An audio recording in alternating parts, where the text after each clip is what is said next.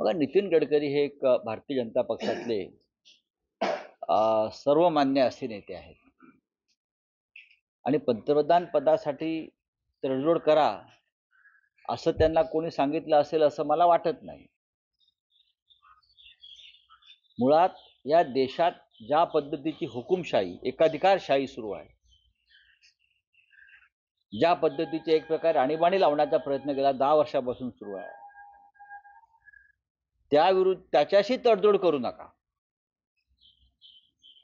त्या प्रवृत्तींशी तडजोड करू नका, ही भूमिका त्यांच्याकडे जर कोणी मांडली असेल विरोधी पक्षातल्या प्रमुख नेत्यानं, तर त्यात चुकीचं असं मला वाटत नाही. किंबहुना आज जे सरकारमध्ये बसून सध्याच्या या देशातल्या मूल्यांशी तडजोड करतायत, लोकशाही असेल, स्वातंत्र्य असेल, न्यायपालिका असेल, तो एक राष्ट्रीय अपराध आहे असं मी मानतो. आणि नितीन गडकरी या सगळ्याच्या विरुद्ध सातत्यानं बोलत राहिले, आवाज उठवत राहिले, आपल्या भूमिका मांडत राहिले.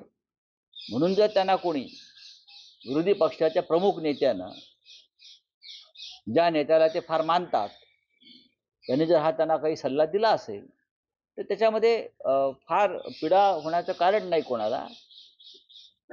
जगजीवन राम यांनी 1977 साली काँग्रेस पक्षातून याच मूल्यांसाठी बंड केलं होतं आणि इंदिरा गांधींचा पराभव झाला होता. जर देशात स्वातंत्र्य आणि लोकशाही टिकवायची असेल, न्यायपालिकेचं स्वातंत्र्य टिकवायचं असेल, तर काही जणांना सत्तेतल्या त्याग करावा लागतो. तो त्याग केला म्हणून देशाला स्वातंत्र्य मिळालं.